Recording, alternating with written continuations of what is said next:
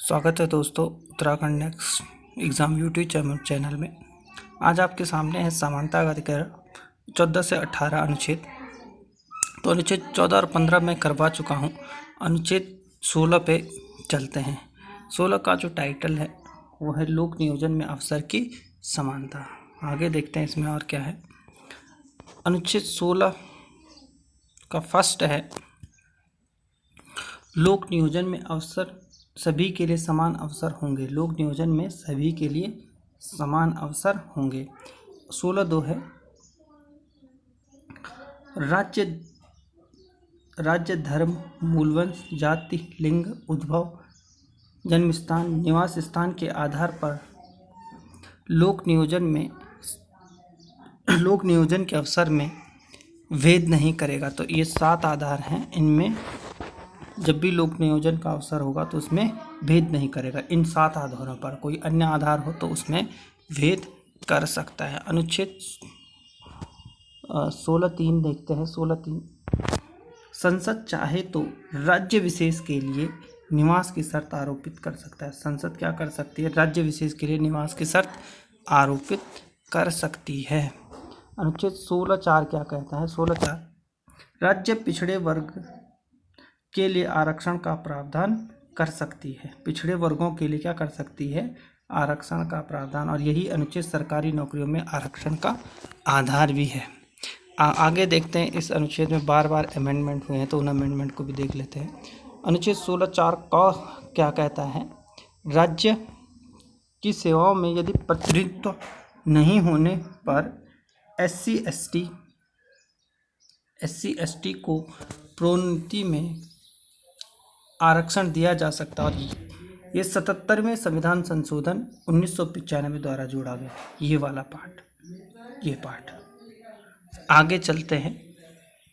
अनुच्छेद 16(4) ख बैकलॉग की भर्तियों को भरने के लिए 50% की सीमा पार की जा सकती है। बैकलॉग की भर्तियों को भरने के लिए 50% की आरक्षण की सीमा क्या हो सकती है? 50% से आगे हो सकती है। और यह अनुच्छेद 81वें संविधान संशोधन 2000 में जोड़ा गया। कब जोड़ा गया? 2000 में जोड़ा गया। ठीक। तो जब भी बैकलॉग की भर्तियां आती है उसमें आरक्षण की जो सीमा होती है वो 50% से ज़्यादा हो सकती है, क्योंकि हमने उसके लिए क्या किया गया है? अमेंडमेंट किया गया है। और सुप्रीम कोर्ट ने क्रीमी लेयर सिद्धांत में कहा था कि आरक्षण की सीमा 50% से अधिक नहीं हो सकती। तो फिर यहाँ पे अमेंडमेंट कर दिया गया उस फैसले को पलटने के लिए। आगे चलते हैं। कुछ इम्पोर्टेंट तथ्य देख लेते हैं। अनुच्छेद 340 में उल्लेख किया गया है कि राज्य पिछड़े वर्गों के लोगों की पहचान के लिए आयोग का गठन करेंगे। क्या करेंगे? एक आयोग का गठन करेंगे। तो कब कब ऐसी चीज़ें हुई हैं कि आयोग बने हुए हैं, देख लेते हैं। प्रथम पिछड़ा वर्ग आयोग का गठन 1953 में काका कालेलकर की अध्यक्षता में किया गया। द्वितीय पिछड़ा वर्ग आयोग का गठन 1979 में VP मंडल की अध्यक्षता में किया गया। ठीक। और पिछड़ा वर्ग आयोग का गठन 1993 में किया गया। तो 3 फैक्ट्स यहाँ से निकल के आ रहे हैं। अब एक और नोट करने वाला पॉइंट है कि 76वें संविधान संशोधन 1994 के तहत तमिलनाडु राज्य में 69% आरक्षण का प्रावधान है तथा इसे 9वीं अनुसूची में रखा गया है। कहाँ रखा गया है? 9वीं अनुसूची में रखा गया है। अब एक मोस्ट इम्पोर्टेंट पॉइंट जो मोदी सरकार लाई थी जब जनवरी में 2019 जनवरी में 123वें संविधान संशोधन 2019 में अनुच्छेद 14 तथा 15 में संशोधन कर आर्थिक आधार पर 10% आरक्षण की व्यवस्था की गई।